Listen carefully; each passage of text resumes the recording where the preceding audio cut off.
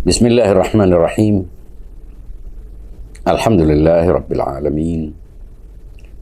Wassalatu wassalamu ala habibina wa habibi ilahil alamin, Abil Qasim al-Mustafa Muhammad wa ala alihi tayyibin at-tahirin wa ashabihi al-mukhlisin al-mayamin. Pemirsa Safinah TV yang dimuliakan Allah, Assalamualaikum warahmatullahi wabarakatuh. Pada tanggal 3 Juni yang lalu, sebagian umat Islam memperingati wafat yang biasa disebut dengan haul Ayatullah al-Uzma Al-Imam Ruhullah Al-Musawi Al-Khumaini.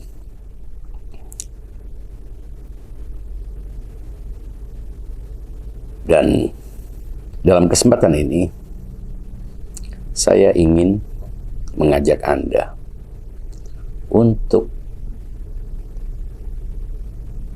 melihat sosok Imam Khumaini secara lebih sederhana, terlepas dari keyakinan kemadhaban kita masing-masing. Hal itu karena banyak orang yang mengaitkan sosok manusia agung di abad modern ini dengan isu madhab dan isu Iran. Tidak bisa dipungkiri bahwa madhab Syiah cenderung disalahpahami oleh yang tidak tahu dan cenderung dibenci oleh orang yang terpengaruh oleh propaganda intoleransi,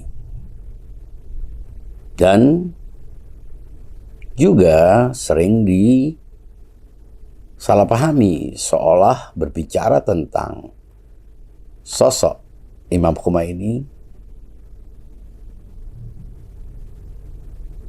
terkesan tidak mencerminkan spirit kebangsaan, sehingga mudah dituduh dan dicap transnasional dan lain sebagainya. Imam Khumaini dapat dilihat dari dua aspek, dapat dipandang dari dua sisi. Dari satu sisi, ia adalah pemimpin negara Republik Islam Iran, seorang pemimpin revolusi Islam yang menjatuhkan Kisra, kerajaan Pahlawi yang berumur lebih dari 1000 tahun, dan mendirikan sebuah negara dengan sistem Islam yang dikenal dengan Republik Islam Iran. Secara singkat, dia adalah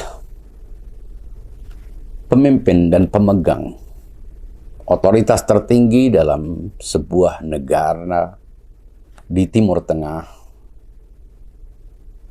bernama Iran, dan dulu dikenal dengan Persia.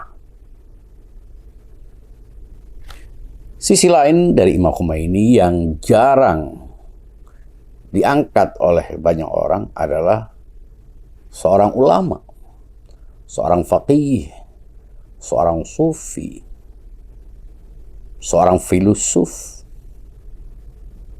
yang mestinya tidak identik dengan sebuah mazhab, juga sebuah negara. Karena ulama dimanapun tetaplah ulama, apapun etnisitasnya, apapun keluarga negaraannya. Ia disebut ulama karena keilmuannya, bukan karena asal-usulnya, bukan karena posisi politiknya, dan bukan karena tanah kelahiran di mana ia berada.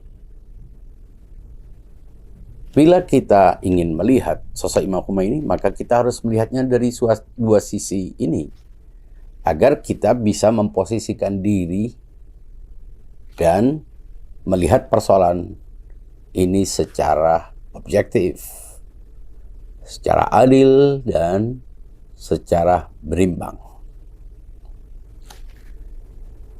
Berbicara tentang Imam Khomeini sebagai pemimpin sebuah negara bernama Republik Islam Iran, berarti berbicara tentang proses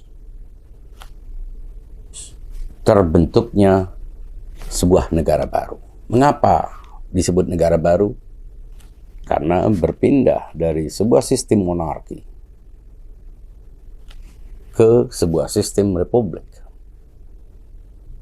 Tapi Imam Khomeini ketika memimpin pergerakan perlawanan terhadap rezim Shah Pahlavi yang tiranik dan despotik, ia melibatkan dan menyertakan semua elemen masyarakat dari berbagai macam afiliasi politik, pandangan keagamaan, dan dari semua level masyarakat.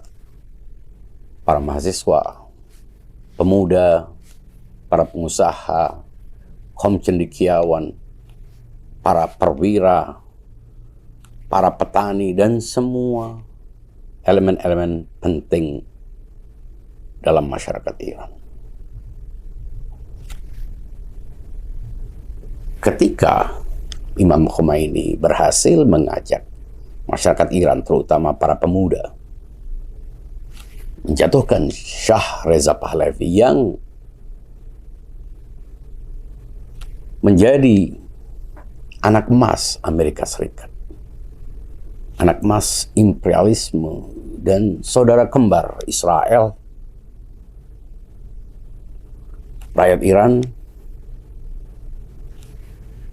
diberi kesempatan oleh Imam Khomeini yang saat itu berada di puncak kekuasaan dan wibawanya.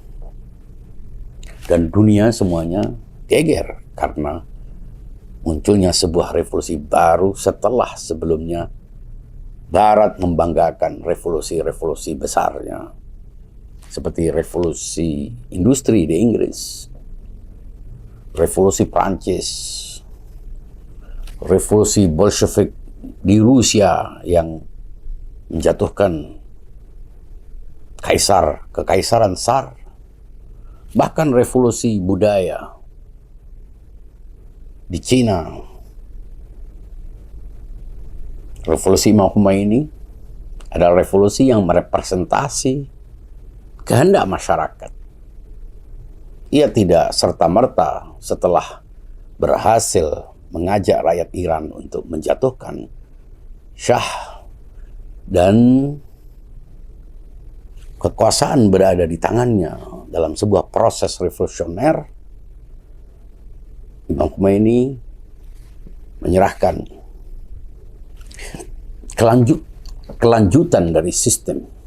Apakah akan melanjutkan menjadi sebuah republik demokrasi sebagaimana republik-republik yang dilahirkan melalui proses-proses revolusi, ataukah membangun sebuah republik baru, sebuah model republik baru, yaitu memadukan antara kehendak masyarakat, akseptabilitas masyarakat dengan legitimasi keagamaan yang direpresentasi oleh sistem agama. Referendum diselenggarakan. Mereka memilih apakah Jumhuri Islami ataukah tidak. Jadi tinggal mengatakan ya atau tidak. Dan ketika lebih dari 80% rakyat Iran menyatakan ya untuk Republik Islam Iran, disitulah Imam Khomeini merespon berdirinya sebuah republik, sebuah negara yang demokratis, namun diharmoniskan dengan legitimasi keagamaan. Yang membedakan antara republik-republik demokrasi lainnya dengan Republik Islam Iran, bahwa berdirinya Republik Islam Iran bukan kehendak para pendiri republik sebagaimana umumnya, tapi adalah kehendak yang dituangkan dalam sebuah proses demokratis, yaitu referendum. Pertama, ia adalah republik yang merupakan kehendak dari masyarakat. Kedua, dia adalah Republik Islam yang merupakan kehendak mayoritas bangsa Iran dalam sebuah proses referendum. Imam Khomeini tidak memaksakan sistem Islam terhadap sebuah masyarakat yang menolak. Karena Islam sebagai agama ia sudah berdiri. Tapi sebagai sebuah sistem yang berlaku dalam sebuah masyarakat, ia memerlukan penerimaan, memerlukan akseptabilitas. Nah, akseptabilitas itu tidak cukup diungkapkan secara informal, tapi harus dibangun sebuah kontrak sosial yang mengikat. Dan atas dasar itu berdirilah sebuah republik di mana masyarakat berpartisipasi dalam membangunnya. Namun pada saat yang sama, konstitusi yang dibangunnya harus sesuai dengan prinsip-prinsip agama Islam yang dianut oleh mayoritas masyarakat Iran. Imam Khomeini adalah seorang rahbar. Sebutan rahbar adalah sebutan formal dalam konstitusi Republik Islam Iran. Ia bukan figur semata, namun ia adalah sebuah lembaga kekuasaan yang direpresentasi oleh seorang figur ulama, seorang faqih. Itulah sebabnya ia disebut rahbar. Karena dialah pemegang otoritas tertinggi sesuai dengan konstitusi Republik Islam Iran yang dibangun berdasarkan kehendak masyarakat dalam sebuah referendum yang demokratis. Imam Khomeini sebagai rahbar tentu ia bukanlah pemimpin formal bagi negara-negara, bagi masyarakat di luar Iran. Hubungan rakyat Iran dengan Imam Khomeini sebagai pendiri Republik Islam Iran, sebagai pemegang otoritas tertinggi, adalah hubungan struktural kenegaraan yang mengikat setiap warga negara Iran. Apapun agamanya, apapun mazhabnya, selama dia adalah warga negara Iran secara sah, maka ia berada di bawah sebuah negara yang mengesahkan konstitusinya sesuai dengan prinsip Islam. Kita sebagai Muslim, bahkan sebagai pengikut Ahlul Bait yang berada di luar teritori dan di luar batas konstitusi Republik Islam Iran, tentu tidak memiliki hubungan struktural formal dengan Imam Khomeini maupun penerusnya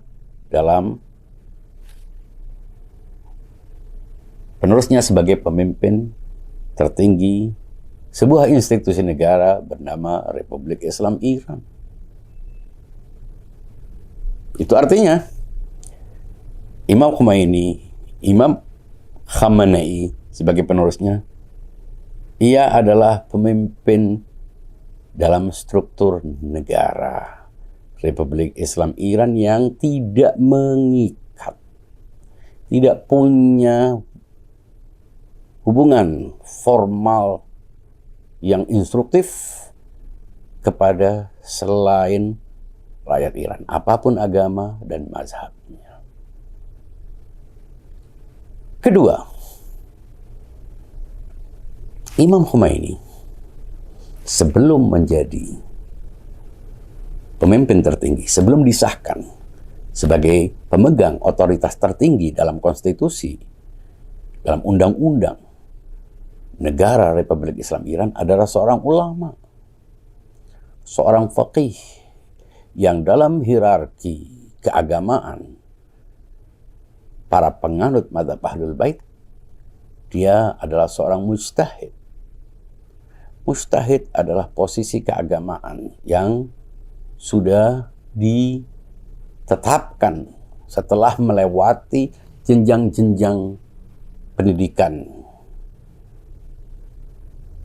Dan ketika ia menjadi seorang mujtahid dengan berbagai macam syarat yang telah disepakati dan ditetapkan dalam sistem pendidikan Hauzah, ia berpeluang untuk menjadi seorang marja'. Marja' adalah ulama yang menjadi rujukan, figur faqih, ahli agama, agamawan yang telah memenuhi syarat-syarat kompetensi intelektual sekaligus kredibilitas moral dalam sebuah proses yang panjang. Di antara sekian banyak mujtahid yang jumlahnya sangat banyak, terutama di Hauzah Ilmiah Qum, Imam Khomeini bukan satu-satunya marja', bukan satu-satunya mujtahid yang menjadi rujukan dalam bidang-bidang syariah, fiqih, baik ibadat maupun muamalat. Ada banyak mujtahid-mujtahid yang menjadi rujukan atau marja'. Pada masa itu ada beberapa marja' besar di dunia Syiah, baik di Hauzah Ilmiah Qum maupun di Hauzah Ilmiah Najaf. Qum dan Najaf merupakan pusat seminari Islam mazhab Ahlul Bait di dunia, di mana para ulama dicetak dan pusat-pusat keagamaan diselenggarakan, pendidikan-pendidikan yang berjenjang di situ. Salah satu faqih yang juga menonjol adalah Ayatullah al-Uzma Syariat Madari, Muhammad Kazim Syariat Madari. Juga Ayatullah Muhammad Ridha Gulpaigani, Ayatullah al-Uzma Muhammad Ridha Gulpaigani. Kemudian Ayatullah al-Uzma Syihabuddin Al-Mar'ashi An-Najafi. Kemudian Ayatullah Al-Uzma Ali Araki. Ayatullah Al-Uzma Ahmad Khunsari. Ayatullah Al-Uzma Abdullah Shirazi. Dan di Najaf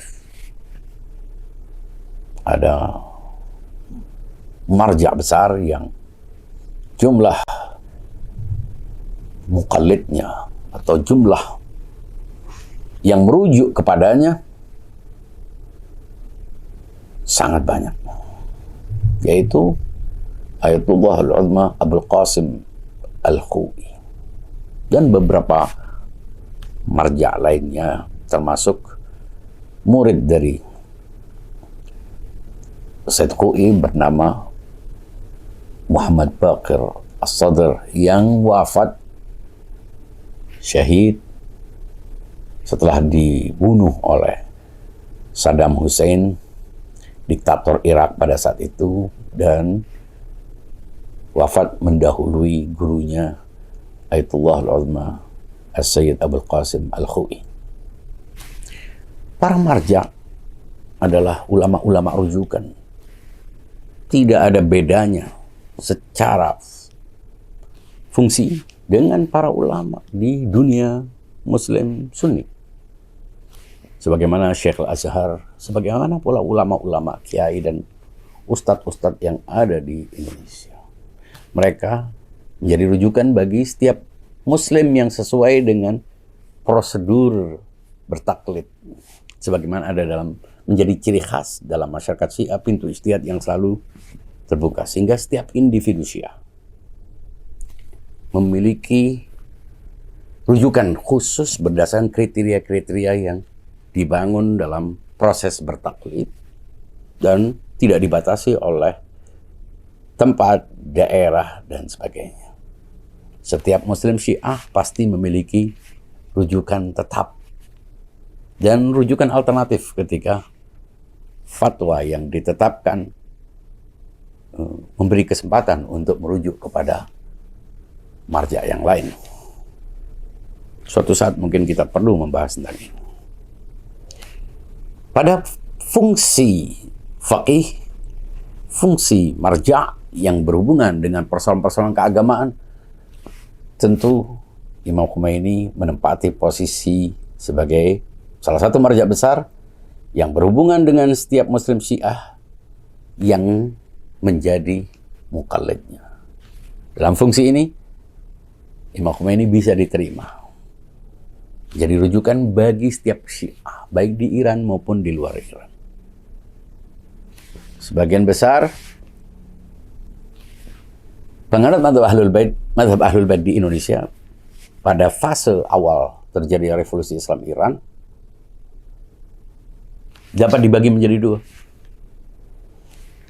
yaitu mereka yang sekedar mengagumi revolusi Islam Iran sebagai sebuah momentum milenial, momentum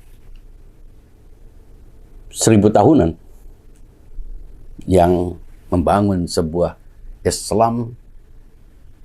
Islam sebagai sebuah sistem negara, dan karena antusiasme terhadap itu banyak orang mengagumi Syiah, mengagumi Imam Khomeini, dan otomatis mengagumi Iran, bangsa Iran yang berhasil menjatuhkan kerajaan berusia lebih dari 1000 tahun.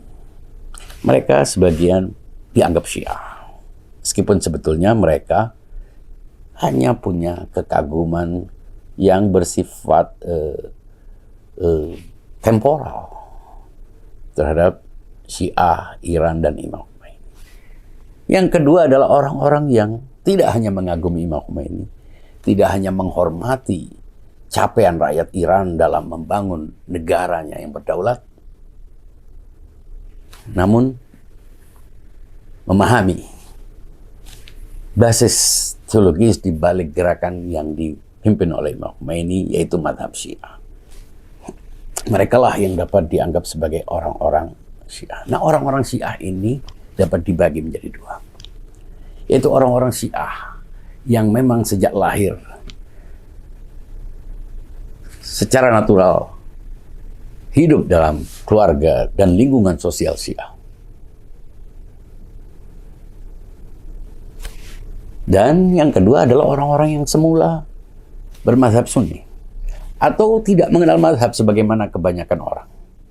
Dia terlahir memang secara tradisional bermazhab Sunni, tapi tidak mengerti persoalan mazhab, lalu menyatakan diri sebagai Syiah. Atau orang yang non-muslim, kemudian dia langsung masuk Islam, langsung menganut mazhab Syiah. Yang kedua ini disebut dengan mustabsir, yaitu orang yang semula Sunni menjadi Syiah. Mayoritas atau hampir seluruh orang Syiah yang ada di Indonesia adalah mustabsir, yaitu yang karena revolusi Islam Iran, karena Imam Khomeini, mereka menganut Syiah. Dari situlah tidak bisa dipisahkan Syiah di Indonesia dengan Imam Khomeini, dengan Iran. Namun yang perlu diperhatikan, relasi orang-orang Syiah dengan Imam Khomeini bukan relasi dengan pemimpin sebuah negara, tetapi relasi hubungan antara muqallid dan marja', hubungan keagamaan sebagaimana umumnya para penganut mazhab Ahlus Sunnah yang memiliki relasi kuat dengan ulama-ulama di luar negeri, di berbagai macam daerah, misalnya di Al-Azhar, di Mekah, dan di beberapa negara lain.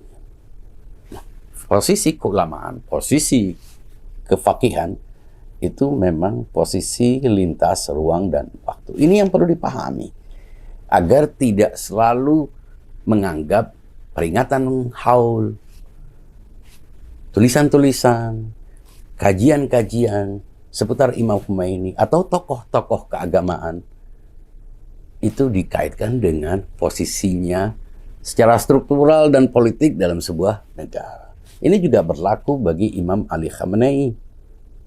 Dia adalah pemimpin tertinggi dalam struktur negara Republik Islam Iran setelah menggantikan Imam Khomeini. Tapi pada saat yang sama ia adalah seorang faqih. Ia adalah seorang marja' yang muqallidnya berada di Iran, di luar Iran, di negara manapun di seantero jagat. Hubungan mereka dengan Imam Ali Khamenei ada hubungan keagamaan, hubungan muqallid dengan marja' atau mujtahid yang ditaklid, dan ini tidak ada kaitannya dengan posisi beliau sebagai pemimpin tertinggi sebuah negara. Tentu bila rakyat Iran itu adalah Muslim Syiah dan dia bertaklid, tentu hubungannya menjadi ganda. Pertama, dia sebagai rakyat Iran, tentu dia harus patuh secara konstitusional kepada pemimpin tertingginya, yaitu rahbar. Tapi pada saat yang sama dia adalah seorang penganut mazhab Ahlul Bait yang bertaklid. Bertaklid kepada seorang marja', yang marja'nya adalah secara konstitusional juga memiliki fungsi sebagai pemimpin tertinggi di Republik Islam Iran. Di luar fungsi pertama dan kedua, ada fungsi yang lebih besar lagi yang juga dipegang oleh Imam Khomeini pada saat itu, saat ia hidup, dan dipegang oleh penerusnya saat dia telah wafat. Apa? Itu sebagai pemimpin tertinggi umat Islam yang meyakininya sebagai representasi temporal, sebagai pemegang kewenangan keagamaan strategis selama masa kegaiban.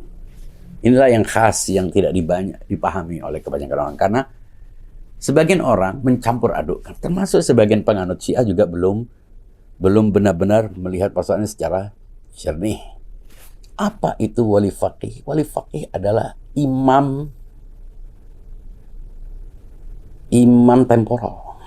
Kalau kita menyebutnya imam, seseorang sebagai imam, itu sebutan dalam pengertian sekunder. Karena imam arti dasarnya adalah seorang yang suci, seorang yang maksum, yang kepatuhannya bersifat mutlak.